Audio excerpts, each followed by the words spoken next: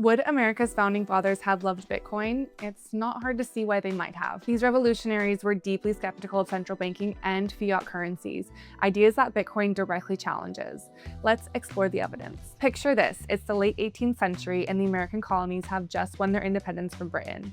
The founding fathers aren't just building a new nation, they're creating a system to protect individual liberty from tyranny and control. They understand something important. Money is the easiest way to control people.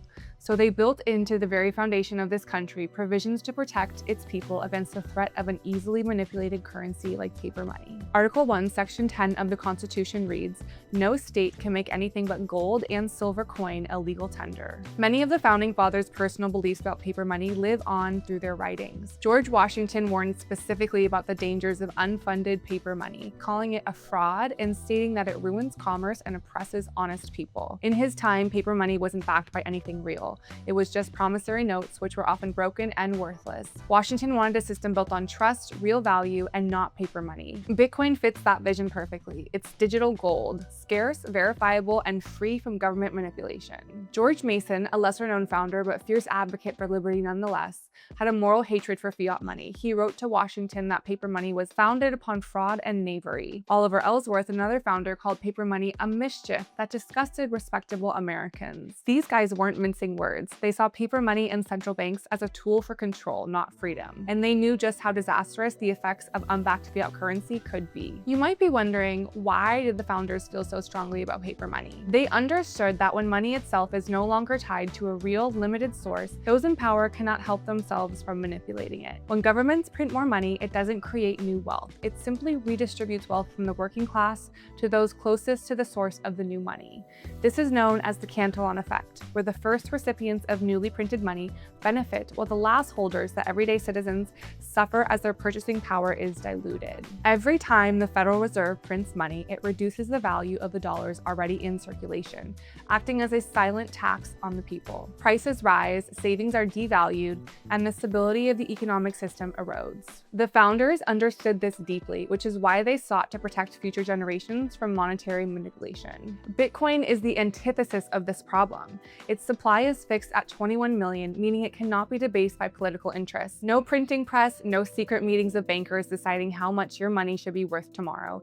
Just a decentralized, incorruptible form of money. This is where we see a crucial connection to one of the founding fathers' core beliefs: self-governance. Bitcoin is self-governing money. It operates on a set of transparent, immutable rules, enforced not by any central authority, but by a decentralized network of individuals. This directly aligns with the founding fathers' vision of a government by the people, for the people. The entire American experiment was built on the principle that power should not be concentrated in the hands of the law. The founders rebelled against centralized authority and built a system designed to disperse power among the people. And that's exactly what Bitcoin does for money, but globally. This is in stark contrast to the system we have today. A small group of unelected central bankers at the Federal Reserve dictate monetary policy for the entire nation.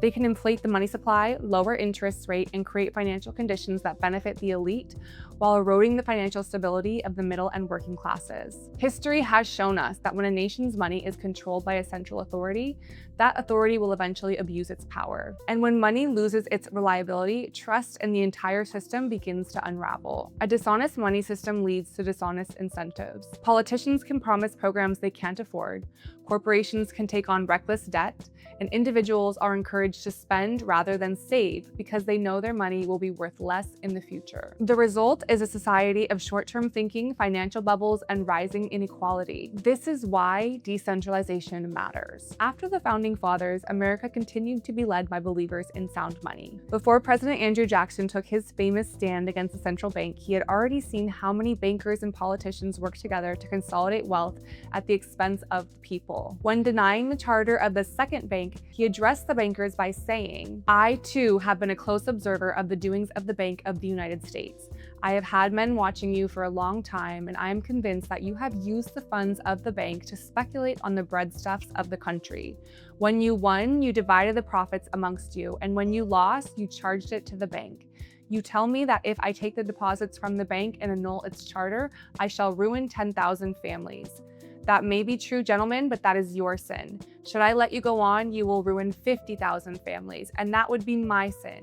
You are a den of vipers and thieves. I have determined to rout you out, and by the eternal, I will rout you out. And this leadership continued. James Garfield, the 20th president, is famously quoted as saying, "Any party which commits itself to paper money will go down amid the general disaster, covered with the curses of a ruined people.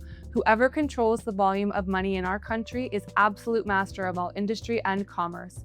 When you realize that the entire system is very easily controlled one way or another by a few powerful men at the top, you will not have to be told how periods of inflation and depression originate." These sentiments are a far cry from the likes of leadership we've seen in recent years, starting with President Richard Nixon, who in 1971 took the US dollar off the gold standard and set the US on a collision course with monetary debasement and financial crises. Through these historical lessons, it's clear that our founding fathers and other leaders throughout history understood the problems we're facing today. The inflation, fraud, greed, and corruption that freely printing paper money can cause. In 2009, Satoshi Nakamoto launched Bitcoin, the solution to these problems, and rightfully took his place amongst these great minds and champions of freedom. Bitcoin embodies the founding fathers' dream: liberty, equality, self-governance, and sound money. The founding fathers were constrained by the technology of their time, but today we have Bitcoin, the hardest form of money the internet has ever created. Still in its adolescence, Bitcoin embodies the principles of sound money that are central to the founders' vision. After all, it was the foundation of strong, reliable currency that helped shape the United States into the global superpower it is today. Bitcoin takes that sound money idea into the digital age. It's not physical gold, but its scarcity and decentralized nature echo the founders' love for a system that can't be manipulated by a central authority. That's all for today. If you like this video, be sure to follow for more and head over to bitgo.com to learn more.